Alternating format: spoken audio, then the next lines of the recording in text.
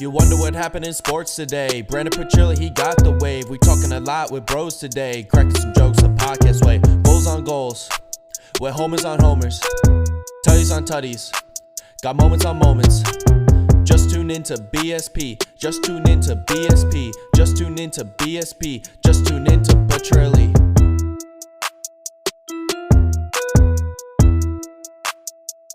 What's going on, everybody, and welcome back to another episode of the BSP Podcast. And what did I tell you? I expected absolutely nothing less than what just inspired this past Saturday night. I put out the one reaction video, the first game against the Giants, right?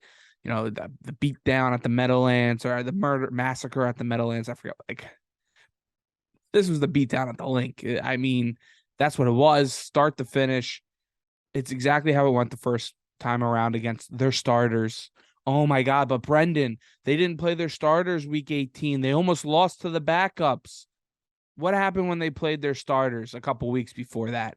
The same result happened. It was a beatdown from start to finish. The offense moved the ball up and down the field on them, did whatever they wanted. The defense got pressure on Danny Dimes, Danny Nichols, Danny Dollar, whatever you want to call him. The guy you should be asking for a refund. Please give him a long-term extension. The guy's okay, but he's nothing special. He isn't special. He isn't what he went up against on the other side of the field.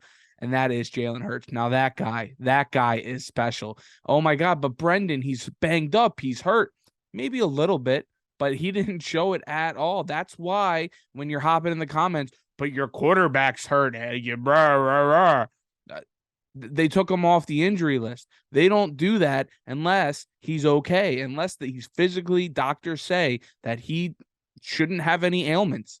Well, what don't people understand? Do you not have eyeballs? Do you not can you not read? It's crazy. Jalen Hurts, he didn't look hurt out there. The guy looked good. It looked like, oh wait, yeah, that first round bye, those rest weeks, it helped him. Yeah, he was banged up. He was hurt. But guess what? He had 4 weeks to recover. He had 4 weeks to relax, prepare, and get that dog in him. And guess what? He was starving, and he proved it, and he did everything in his power. All he had to do was play the first half. That's all he needed. Man. Let me catch my breath for a second. Coming out hot, because you got everybody.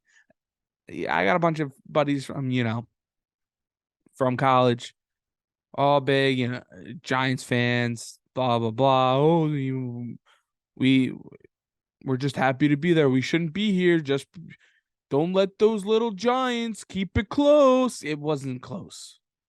No doubt in my mind, it was never going to be close. If you went and you watched Cold One Conversations, we appreciate you. Me and Harry do. But go subscribe to there too, as long as also here at BSP Podcast. Those numbers keep going up, and I love it. And I'm appreciative of every one of you watching.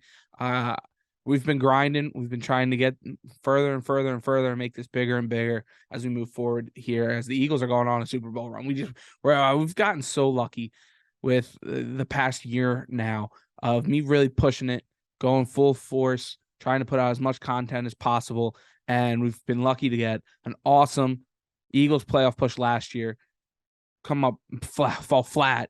Then you go into the Sixers, and then you go into the Phillies making a World Series run. Eagles starting off undefeated for most of the season. Now we're making an NFC title game push at the link. It's been absolutely awesome. Click the subscribe button below, because I've been trying to put out behind-the-scenes content when I'm working with the Fanatic.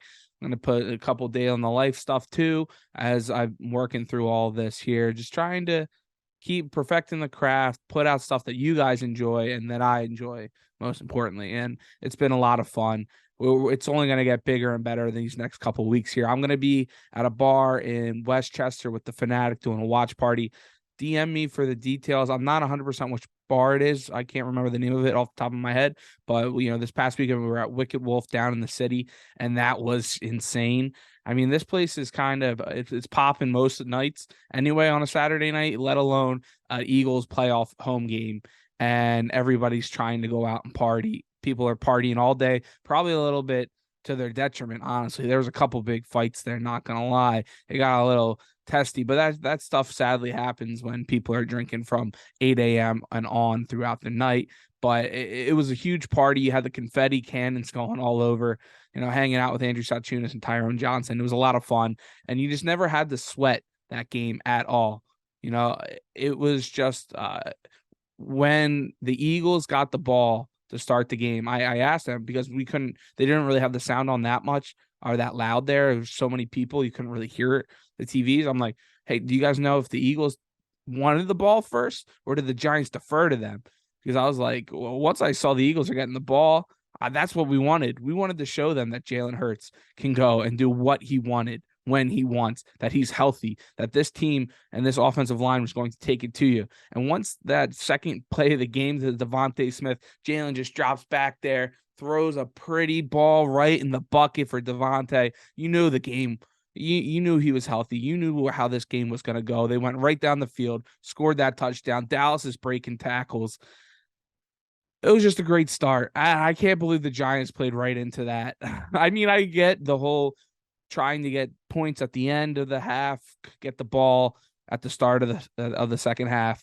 But when you knew that this Eagles team that you're going up against is rusty, which I told you here first that they got the rust off in week 18, and that's why I was happy they played so bad. But they were rusty. Everybody's saying how, the Giants have all the momentum. Why wouldn't you ride that momentum, that offensive momentum of Danny Dimes running and passing the ball and Saquon breaking all these tackles? Why wouldn't you ride that and try to shut up the Link right away? You go and you score 7 points to start that game. It might be a different story. The vibes aren't going to be as high at the Link, but you let the Eagles go right down, do whatever they wanted and get up 7-0. And it was over after that. It was pretty much over because the Eagles were just going right at their throat. For how good of a head coaching job he's done this year in Brian Dable to go out and go for it on fourth down because he knew that they needed to score points the way his defense looked on that first drive. After they lost it on that 4th and 6, I believe on the Eagles 40, it was over. It was done. The Eagles didn't look back. And we could put it into cruise control at that point. You run for 280 yards.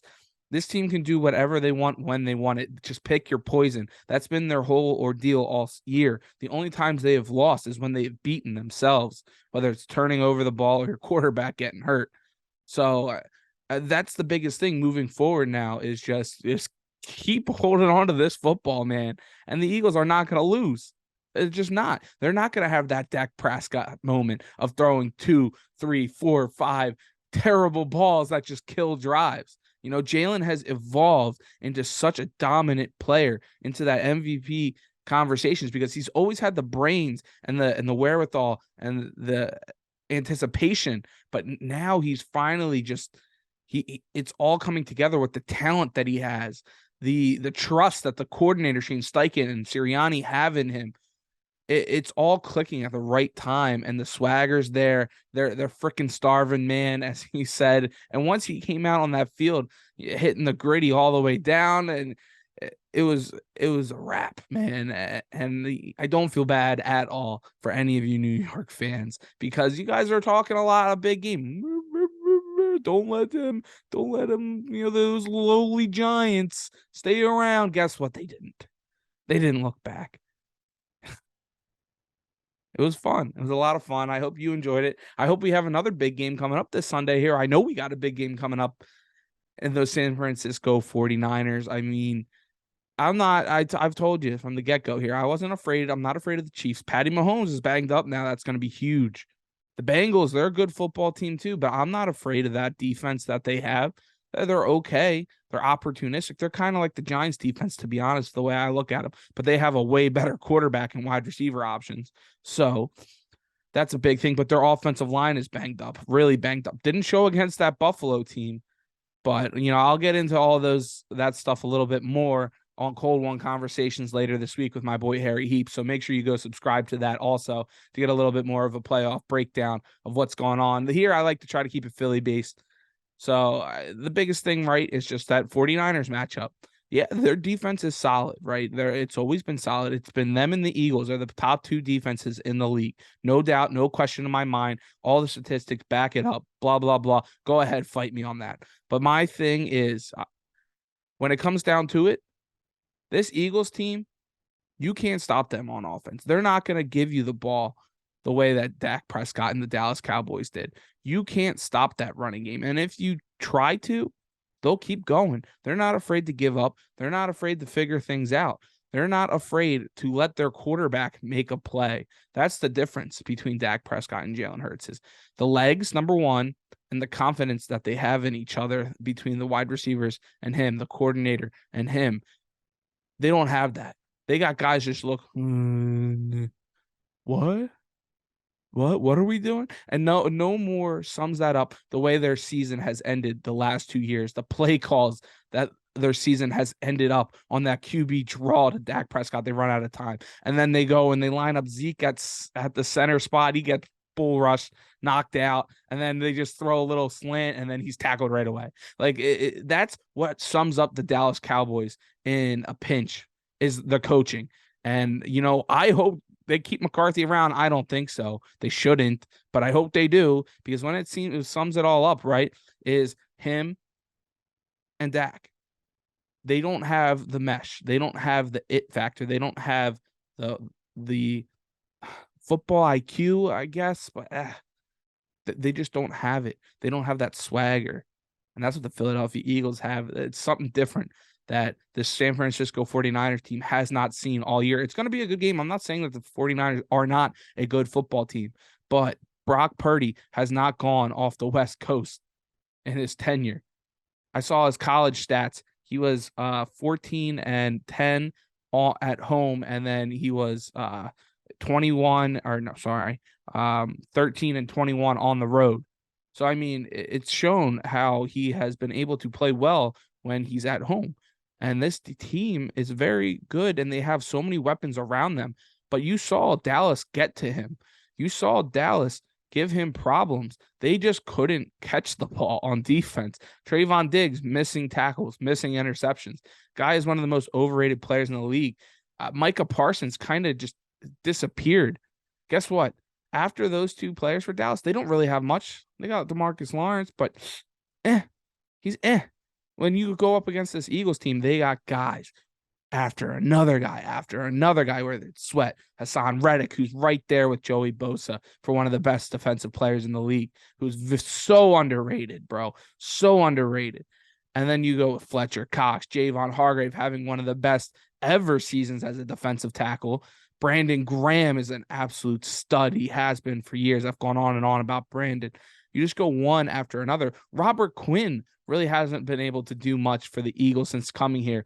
I could see him getting a huge sack. One of those big, just get his hand on Brock Purdy around the edge because you got the one left tackle there who is an absolute amazing stud. But on the other side and the rest of that O-line, nobody is all pro, all world. Not like this Eagles offensive line. And this team can go, they're stunting, they're scheming up stuff. They're not dropping guys back. And they just got to get after him. I want the corners to play up. You can't let Brock Purdy get those over the middle throws. Collinsworth said it a little bit there. All of his third down throws were those slant routes, in routes, option routes from McCaffrey, Debo, whoever, Ayuk. Don't let them get it in the middle. And the Eagles have upgraded at linebacker with Kaiser White. Bradley's played it awesome. TJ Edwards has been awesome. You even got Nakobe Dean, who really hasn't gotten much love this year. But you just have so many different weapons on the defensive side that this 49ers team just hasn't seen. They haven't seen the depth of another squad at all. And I'm pumped. It's going to be a good football game. Follow at Cold One Conversations for a little bit more. That's usually when I start the juices flow through at the end of the week there, and I really get ready for the game. But I hope you guys enjoy this. Hope you guys enjoyed the breakdown. It's been a lot of fun. Let me know what you guys think for this upcoming game. Are we buying tickets? Are we going to Arizona? You come in to watch the watch party with me in Westchester. I'll let you know which bar we're at. I'll probably put out another day in the life video because I got a lot of stuff going on this week with the Fanatic also. So it'll be a lot of fun. Shout out to the 215. Go Birds, baby. Let's go Birds. Oh, my God. We're going on a run.